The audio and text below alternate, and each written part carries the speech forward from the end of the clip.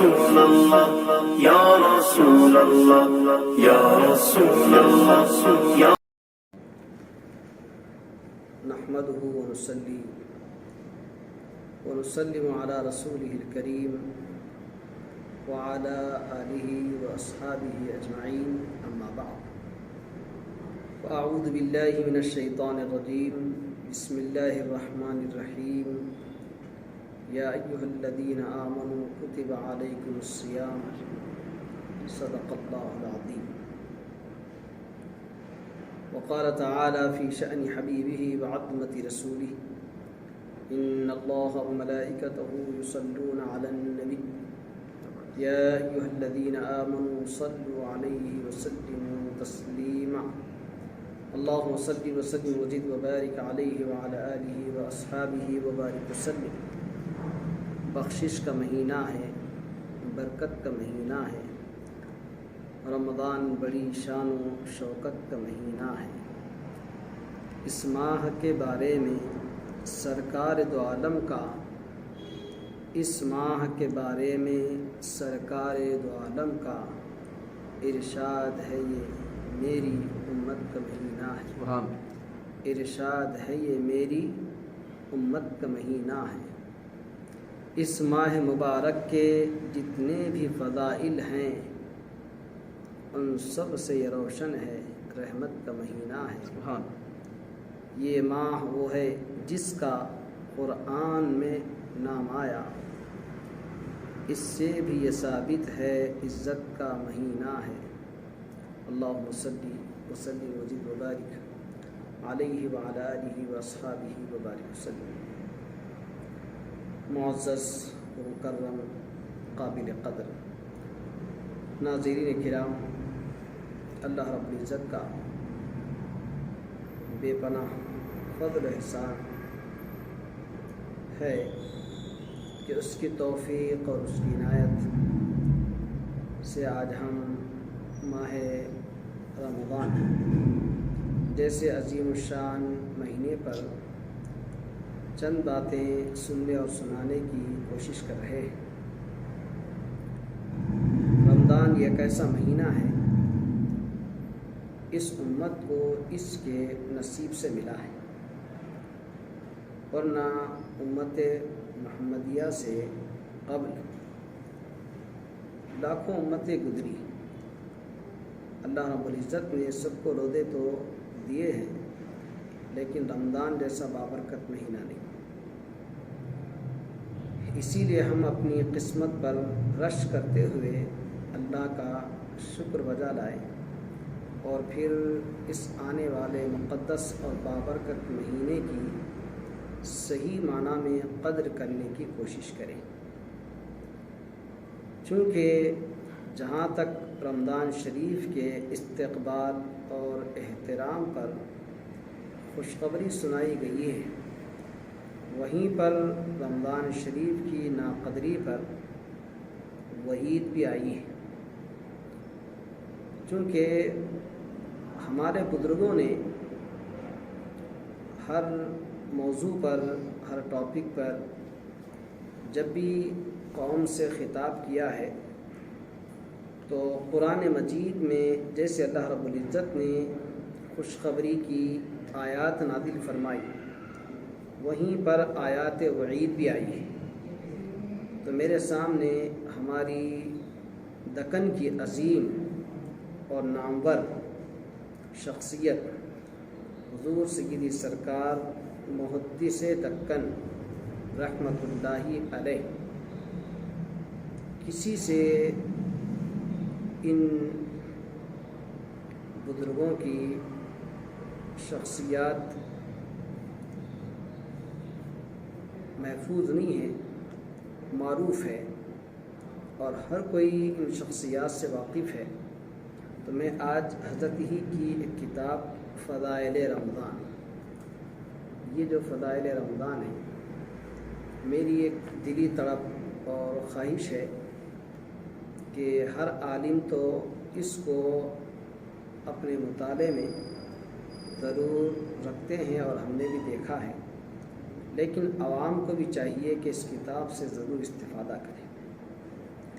میں بھی چند اشعار جو آپ کی خدمت میں رکھا حضرت ہی کی کتاب سے ہے۔ بہرحال رمضان شریف جب آ رہے ہیں تو رمضان شریف کے آنے کے بہت سے مقاصد ہیں۔ ہم سارے مقاصد کو ہم بیان نہیں کر سکتے، لیکن من جملہ ان مقاصد کے دو اہم مقصد یہ ہے کہ ایک تو رمضان سے قرب خداوندی نصیب ہوتا ہے، دوسرا انسان کی صحت بہت زبردست مستحکم رہتی ہے۔ آپ دیکھیں گے ثواب کے حوالے سے، اللہ کی خوشنودی کے حوالے سے تو بہت سی آیات اور احادیث موجود ہے کہ خود پیارے نبی صلی اللہ علیہ وسلم نے اس واضح حدیث قدسی کو امت کے سامنے رکھا ہے کہ روزے کا بدلہ صرف میں ہی ہوں، یعنی اللہ تعالیٰ فرماتے ہیں کہ روزے کا بدلہ میں ہی ہوں، تو اس سے بڑھ کے کوئی اور بدلہ نہیں ہو سکتا۔ پھر اس کے ساتھ ساتھ متعدد احادیث بھی پیارے نبی صلی اللہ علیہ وسلم نے بیان فرمائی کہ روزے کی خوبی اور اس کی خصوصیات اور اس پر اللہ کی جانب سے ہونے والی رحمتیں، یہ ساری چیزیں اپنی جگہ طے ہیں۔ لیکن ایک بات ذہن میں رکھیں، چونکہ آج ہماری قوم کا مزاج قرآن اور حدیث کو بیان کیے جانے کے باوجود بھی کسی اور سے اس کے معنی اور مطالب کو سمجھنے کی ایک جستجو رکھتے ہیں۔ آج ہماری قوم کا حال یہ ہے کہ قرآن میں جو چیز آ گئی، احادیث میں جو چیز آ گئی، تو سائنسی اعتبار سے اس کے پیچھے ہمارے لیے کیا فوائد ہیں، یہ بھی آج کے اس پرفتن ماحول میں امت مسلمہ کے ذہن میں ایک سوال ہمیشہ باقی رہتا ہے۔ تو اسی لیے میں بجائے روزے پر ثواب ملنے کے، اللہ کی رحمتیں اور اس کی برکتیں ہونے کے، سائنسی اعتبار سے ہمارے لیے جسم کا جو صحت مند رہنا ہے روزے کے تعلق سے، اس پر دو چار باتیں آپ کی خدمت میں رکھوں گا۔ یہ روزے سے بہت سے ثواب اور اللہ کی رحمتیں ہونا یہ مسلم ہے، لیکن اس کے باوجود پیارے نبی صلی اللہ علیہ وسلم نے روزے میں جو اہم ہمارا دار و مدار ہوتا ہے بھوکا رہنا، یعنی سحر سے لے کر افطار تک جو ہم بھوکا رہتے ہیں، اس میں ہم کو ہمارے جسم کی بقا کے لیے، ہمارے اپنے جسم کی سالمیت کے لیے، ہماری اپنی صحت کے لیے بہت زبردست قوت و طاقت ملتی ہے، بہت زبردست۔ اسی لیے پیارے نبی صلی اللہ علیہ وسلم بھی اپنی مبارک زندگی میں حضرت محدث دکن قبلہ رحمۃ اللہ علیہ حدیث شریف لے کے آتے ہیں بی بی عائشہ صدیقہ رضی اللہ تعالی عنہا سے، کہ آپ فرماتی ہے کہ رسول اکرم صلی اللہ علیہ وسلم کبھی پیٹ بھر کھانا نہیں کھائے۔ دیکھو کتنی بڑی بات ہے، حدیث شریف بڑی طویل ہے، کبھی پیٹ بھر کھانا نہیں کھائے۔ باوجود یہ کہ میرا آپ کا ایمان ہے کہ پیارے نبی صلی اللہ علیہ وسلم اگر چاہتے تو جنت سے دسترخوان اتر جاتے۔ ارے جو دسترخوان آپ کے نواسوں کے لیے اتر جائے، جو باتیں اللہ رب العزت آپ کے خاطر آپ کی امت کے لیے اتار دے، تو آپ کے لیے کیا بعید تھا۔ لیکن پیارے نبی صلی اللہ علیہ وسلم رہتی دنیا تک اپنی امت کو اس بات کا پیغام دینا چاہتے تھے کہ دیکھو بھوکا رہنے میں تمہارے اپنے جسم کی تندرستی ہے، تمہارے اپنے جسم کی قوت و طاقت کے لیے زبردست ایک فارمولہ ہے یہ۔ اب اس کے ساتھ ساتھ آپ دیکھیں گے، میں محدث دکن قبلہ رحمۃ اللہ علیہ کی کتاب ہی سے فضائل رمضان تھی، پیارے نبی صلی اللہ علیہ وسلم کا عمل تو دیکھ لیا آپ نے کہ آپ نے بی بی عائشہ صدیقہ رضی اللہ تعالیٰ عنہ کیا فرمائی، کبھی پیارے نبی صلی اللہ علیہ وسلم پیٹ بھر کھانا نہیں کھائے۔ اب آپ سنیں گے حدیث نمبر 1، حضور اکرم صلی اللہ علیہ وسلم فرماتے ہیں کہ بھوک اور پیاس سے جہاد کرو، یعنی کم کھاؤ کم پیو، کیونکہ بھوکا رہنے سے اپنے نفس سے جہاد کے مماثل ہوتا ہے بھوکا رہنا، اور اتنا ثواب اس میں ملتا ہے جتنا ثواب کے کافروں سے جہاد کرنے میں ملتا ہے۔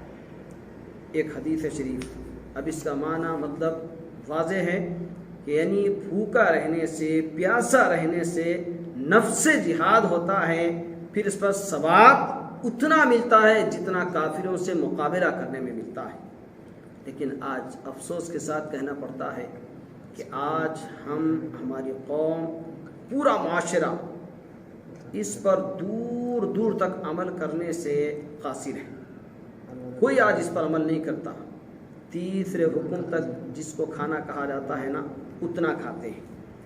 دوسری حدیث شریف، کوئی عمل اللہ کے نزدیک اتنا محبوب اور پسندیدہ نہیں ہے جتنا کہ بھوکا اور پیاسا رہنے کا عمل ہے۔ یعنی آدمی کا بھوکا رہنا، پیاسا رہنا اللہ کو سب سے زیادہ محبوب ہے۔ تیسری حدیث، حضور اکرم صلی اللہ علیہ وسلم سے پوچھا گیا، بندوں میں نیکیوں کے اعتبار سے کون سا شخص افضل ہے؟ تو آپ صلی اللہ علیہ وسلم نے ارشاد فرمایا، وہ شخص جو تھوڑا کھائے اور تھوڑا ہنسے۔ یعنی تھوڑا کھانے والا، تھوڑا ہنسنے والا اللہ کے پاس نیکیوں کے اعتبار سے افضل ہے۔ چوتھی حدیث شریف، حضور اکرم صلی اللہ علیہ وسلم نے فرمایا، تم میں سے اللہ تعالیٰ کے نزدیک وہ شخص زیادہ فضیلت رکھتا ہے جو بہت غور و فکر کرے اور بھوکا رہے۔ یہ دیکھیے۔ پھر پانچویں حدیث شریف، حضور اکرم صلی اللہ علیہ وسلم نے ارشاد فرمایا کہ حق تعالیٰ فرشتوں سے کم کھانے والے شخص کے متعلق فرماتا ہے، فرشتوں میرے اس بندے کو دیکھو، میں نے اس کو کھانے کی خواہش دی، یعنی اس کی فطرت میں رکھی، لیکن وہ صرف میرے لیے کھانا کھانے سے ہاتھ روکتا ہے۔ اور فرشتوں تم گواہ رہو، ہر اس لقمے کے بدلے جو اس نے میرے لیے نہیں کھایا، ایک درجہ بہشت میں دے دوں گا۔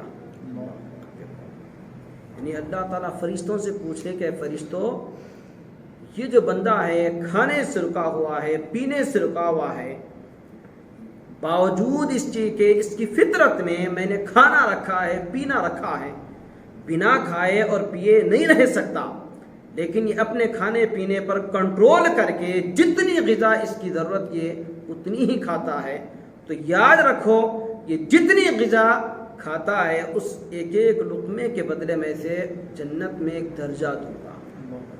کتنی بہت سی احادیث شریفہ میں مختصر آپ کی خدمت میں رکھا ہوں، اور بھی بہت سی احادیث شریفہ ہیں کہ جو محدث دکن قبلہ رحمۃ اللہ علیہ نے بیان کی ہے، لیکن آج عمل کے لیے صرف ایک آدھ جملہ کافی ہے، 50 احادیث کی ضرورت نہیں ہے۔ صرف نصیحت حاصل کرنے کے لیے، کچھ دل دماغ میں بٹھانے کے لیے، دین کے اسلام کے میسج کو جاننے کے لیے ہمارے لیے ایک آدھ جملہ کافی ہے۔ لیکن آج معاشرے کو آپ دیکھیں، ماہ رمضان آتا ہے تو بڑے افسوس سے کہنا پڑتا ہے کہ معاشرہ یہ سمجھتا ہے کہ رمضان صرف کھانے پینے کے لیے آ رہا ہے۔ آپ دیکھیں گے آج مارکیٹ میں رمضان کے لیے اب چند ایام باقی ہیں، لیکن آج پوری مارکیٹ اور پورے ہمارے بازار میں نہ جانے کھانے پینے کی غذاؤں کے لیے کیا کیا اہتمام ہو رہا ہے، یہ سارا معاشرہ واقف ہے۔ ہوٹل کے سامنے، چوراہوں پر بھجیوں کے لیے، حلیم کے لیے اور کیا کیا لوگ کھاتے ہیں، بس ایک انتظام اتنا زور و شور سے چل رہا ہے، ایسے محسوس ہوتا ہے گویا رمضان کھانے پینے کے لیے آ رہا ہے۔ میرے بھائی، رمضان کھانے پینے کے لیے نہیں آ رہا۔ وہ نبی جو اپنے آپ پر بھوک کی شدت کو محسوس کرتے ہوئے کھانے پینے سے روکنے کے لیے ایک نہیں بلکہ 2 پتھر پیٹ پر باندھے، اور آج اس محبوب اور اس برگزیدہ رسول کی امت کا حال یہ ہے کہ بس کھانے پہ کھانا، کھانے پہ کھانا۔ اللہ کے لیے ہمیں تھوڑی سی فکر کرنی چاہیے۔ افطار کے بعد سے مسلسل مسلم معاشرہ رات 11-12 اور مسلم معاشرے کا 60% حصہ رات 3 بجے تک صرف کھانے میں گزارتا ہے۔ شرم کرنی چاہیے کہ رات میں جو عبادت ہمیں دی گئی وہ تراویح کی شکل میں قرآن پڑھا جائے، قرآن سنا جائے، قرآن کو سمجھ کر اپنی زندگی میں عملی طور پر اسے جاری کیا جائے۔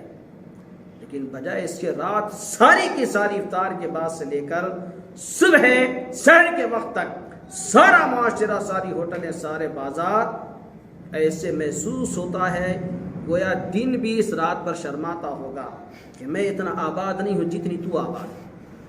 کتنی شرم کی بات ہے مسلم معاشرے کے لیے۔ آج مسلم معاشرہ کیا کر رہا ہے؟ ایک زمانے میں ہوٹلز جو معروف تھی وہ صرف مسافروں کے لیے تھی، اور حقیقت میں ہوٹل کا شروع زمانے میں کھلنا وہ اس بات کی علامت تھی کہ مسافروں کو سہولت دی جائے تاکہ مسافر کوئی بھوکا اور پریشان نہ ہو۔ لیکن آج گھر رکھتے ہوئے، گھر کا ماحول پکوان کا رکھتے ہوئے پورا معاشرہ بازار کا کھانا کھانے پر فخر محسوس کر رہا ہے۔ آج آپ دیکھیں گے ہمارے اپنے گلیوں میں اور ہمارے اپنے شہر میں اتنا عجیب و غریب بازار کا حال ہوتا ہے کہ مساجد میں لوگ اتنے ہوتے ہیں کہ انہیں انگلیوں پر گنا جا سکتا ہے، اور سڑکوں پر لوگ اس قدر کثیر تعداد میں ہیں کہ نظریں جاتی رہتی ہے لیکن سروں کا سمندر ہے کہ نظروں سے ہٹتا نہیں۔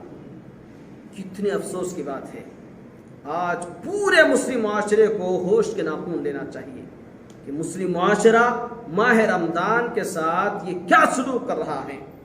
ارے حدیث شریف میں ہے، حضور اکرم صلی اللہ علیہ وسلم میدان قیامت کے احوال بیان کرتے ہوئے ارشاد فرمایا کہ ایک شخص جسے دوزخ کی طرف گھسیٹتے ہوئے لے جایا جائے گا، جب اس کی نظر مجھ پر پڑے گی تو وہ مجھے پکارتے ہوئے فرشتوں سے بیچ بچاؤ کر کے مجھے آ کر لپٹ جائے گا، اور میں اللہ سے درخواست کروں گا مولا اسے بخش دے، تو اللہ ارشاد فرمایا حبیب یہ وہ شخص ہے جو رمضان کو تو پایا تھا لیکن رمضان کی ناقدری کی تھی، تب میں بھی اسے اپنے قریب سے دھتکاروں گا۔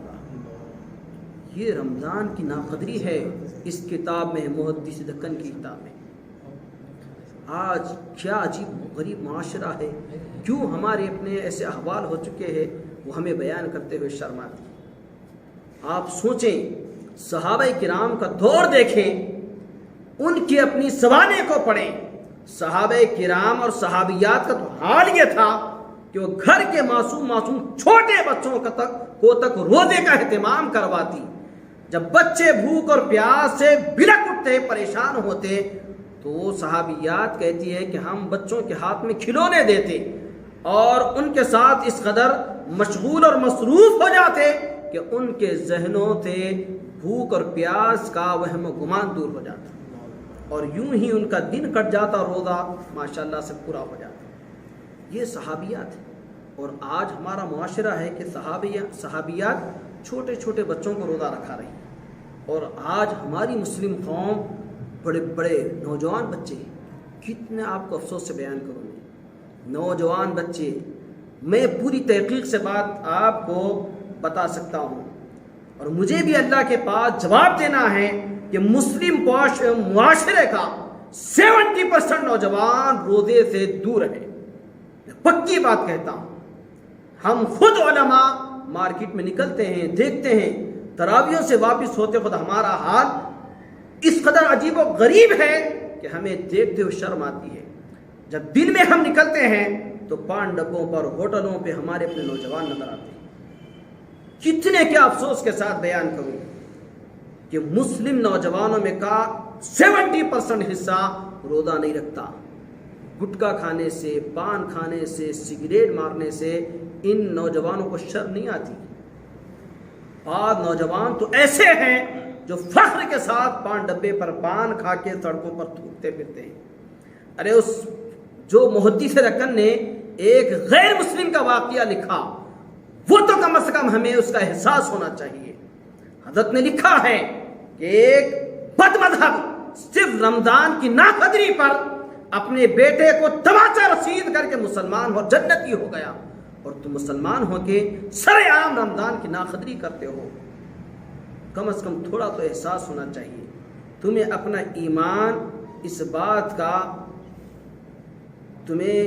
کی نشاندہی کرنی چاہیے کہ ہم یہ کام جو کر رہے ہیں غلط ہے، لیکن تم نے اپنے ایمان کو اس قدر کمزور کر دیا، ایمان پر اتنے پردے پڑ گئے کہ آپ کو خرابیاں اور بے حیائیاں کرتے ہوئے شرم تک نہیں آتی۔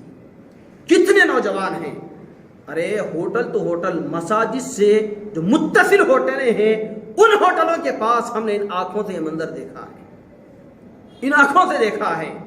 کل میدان قیامت میں یہ آنکھیں گواہی دے گی کہ رمضان کی ناقدری میں فلاں فلاں جوان نے اس قدر پان ڈبوں پر بیٹھ کر کھڑے ہو کر پان کھا کے سڑک پہ تھوکا ہے۔ ارے وہاں صحابیات کو دیکھو، یہاں مسلم معاشرے کے نوجوانوں کو دیکھو، بعض شوگر پیشنٹ ہے، وہ روزہ رکھنے کی فکر میں ہے گولیاں کھا کر، اور یہ بےہودے اور کم عقل بد نصیب نوجوان ہیں کہ روزے کو یوں ہی گزار دیتے۔ حضور اکرم صلی اللہ علیہ وسلم نے ارشاد فرمایا پوری زندگی بھر کے روزے ایک رمضان کے روزے کا بدل نہیں بن سکتے۔ تو سوچو آپ، ایک روزے کا بدل پوری زندگی کے روزے نہیں بن سکتے، اور اسی ایک روزے کو آپ یوں ہی ہاتھ سے چھوڑ رہے ہیں۔ ارے سوچو، کم از کم حضرت محدث سے دکن نے لکھا ہے، بڑے بڑے حضرت نے پہلے تو افسوس کیا کہ باوجود یہ کہ ہمارے مسلمانوں کو قرآن حدیث سنانے کے بعد کسی اور چیز کی ضرورت نہیں پڑنا تھا، لیکن ہمارے مسلم معاشرے کے لوگ قرآن حدیث کو سننے کے بعد بھی کسی اور کی تحقیق سننے کے متمنی ہیں، جو کہ افسوس کی بات ہے۔ اس کے بعد حضرت لکھتے ہیں اگر ایسا ہے تو سنو۔ آپ فرماتے ہیں کہ دیکھو، پہلے تو میں حضرت کی خود عبارت آپ کو رکھ دوں، حدیث سننے کے بعد تو اور کسی کا قول سنانے کی ضرورت نہیں، مگر آج کل زمانے کا رنگ کچھ ایسا بگڑ گیا ہے کہ بغیر یورپ کی تحقیق کے تسکین نہیں ہوتی، تو وہ بھی سن لیجئے۔ 65-70 سال پہلے محدث دکن لکھ رہے ہیں، اگر آج کا معاشرہ دیکھتے حضرت قبلہ تو پھر کیا کتنا افسوس کرتے تھے ہوں گے۔ 65-70 سال پہلے لکھ رہے ہیں حدیث سننے کے بعد تو کسی اور کا قول سننے کی ضرورت نہیں، مگر آج کل زمانہ رنگ کچھ ایسا بگڑ گیا ہے، زمانے کا رنگ کچھ ایسا بگڑ گیا ہے کہ بغیر یورپ کی تحقیق کے تسکین نہیں ہوتی، تو وہ بھی سن لیجئے۔ اس کے بعد حضرت فرماتے ہیں شکاگو یونیورسٹی کے ایک پروفیسر مسٹر کارسن 3 دن تک مسلسل تجربہ کیا، بھوکا رہے۔ جو شکاگو یونیورسٹی کے ایک پروفیسر ہے، وہ خود اپنا پرسنل تجربہ بیان کرتے ہیں کہ وہ مسلسل 3 دن تک بھوکا رہے، اور اس کے بعد وہ بھوکا رہنے کے جو اثرات ہیں جو ان پر مرتب ہوئے تھے اس کو انہوں نے بیان کیا کہ بھوکا رہنے سے جوانی باقی رہتی ہے۔ دیکھو آپ، رمضان جو آیا ہے، ہم یہ سمجھتے ہیں کہ رمضان میں ہم بھوکے رہ گئے، پریشان ہو جائیں گے، بھوک لگے گی، گرما بہت ہے۔ میرے بھائی، قل نار جہنم اشد حرا، یہ تو دنیا کی چپ تھوڑی سی گرمی ہے، دوزخ کی آگ کی گرمی تو قرآن کہتا ہے قل نار جہنم، یہ تو دوزخ کی آگ تو اس سے زیادہ سخت ہے۔ لیکن آج ہم یہ دنیا کی تھوڑی بہت گرمی کو برداشت نہیں کر سک رہے، تو پھر وہاں کی دوزخ کی گرمی کو کیسے برداشت کریں گے؟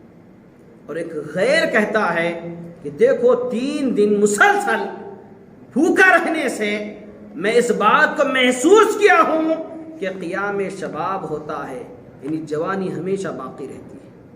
اور اس کے بعد حضرت آگے بھی لکھتے ہیں کہ اسی پروفیسر نے یہ ایک تجربہ کرنے کے بعد پھر دوسرا تجربہ کیا کہ مسلسل وہ 15 دن تک فاقہ کشی کی، تو اس نے کہا کہ 15 دن تک جو فاقہ کشی ہم نے کی ہے، یہ ہمیں اس بات کا احساس ہوا کہ اگر بڑھاپا بھی آ جائے تو پھر بڑھاپا واپس جاتا ہے، جوانی لوٹ کے آ جاتی ہے۔ یہ شکاگو کی یونیورسٹی کے پروفیسر کا تجربہ ہے۔ غیر اسلام پہ ریسرچ کر کے اسلام کی حقانیت کو سمجھے۔ میرے بھائی، کم از کم ہم مسلمان ہیں، ہمیں سوچنا چاہیے۔ اس کے بعد حضرت محدث سے دکن خاموش نہیں بیٹھ گئے۔ اچھا ٹھیک ہے، اور بھی سن لو۔ آپ فرماتے ہیں کہ دیکھو گاندھی جی نے بھی کیا کہا۔ گاندھی جی کو تو ہم جانتے ہیں، ہندوستان کی نامور شخصیت گزری ہے، اور ہمیں افسوس سے کہنا پڑتا ہے کہ اسلامی چینل کے ذریعے ہم جس قرآن حدیث کو بیان کرتے ہیں اسی اسٹیج سے دیگر مذاہب کے لوگوں کا بھی ہم نام لیں، لیکن مجبور ہو کر کہنا پڑتا ہے کہ ان لوگوں نے اسلام پر کیسی اسٹڈی کی تھی، کیا کچھ ان کا اسلامی مطالعہ تھا۔ ارے گاندھی جی جس کا اسلام سے کوئی تعلق نہیں تھا، لیکن ان کی بعض باتیں ایسی ہے جو ہمیں اپنا سر نیچا کرنے پر مجبور کر دیتی ہے۔ جب ہندوستان کی سلطنت کی حکومت کی بات آئی تھی تو گاندھی جی نے یہ جملے کہے تھے، اگر ہندوستان کی بقا چاہتے ہو تو یہاں کے منسٹروں کو ابو بکر اور عمر کی زندگی کو پڑھنا ہوگا۔ اسی گاندھی جی کے ایک اور جملے کو حضرت محدث دکن قبلہ رحمۃ اللہ علیہ تحریر فرماتے ہیں۔ گاندھی جی نے کہا تھا کہ برت یعنی روزہ پاکیزگی پیدا کرتا ہے۔ دیکھو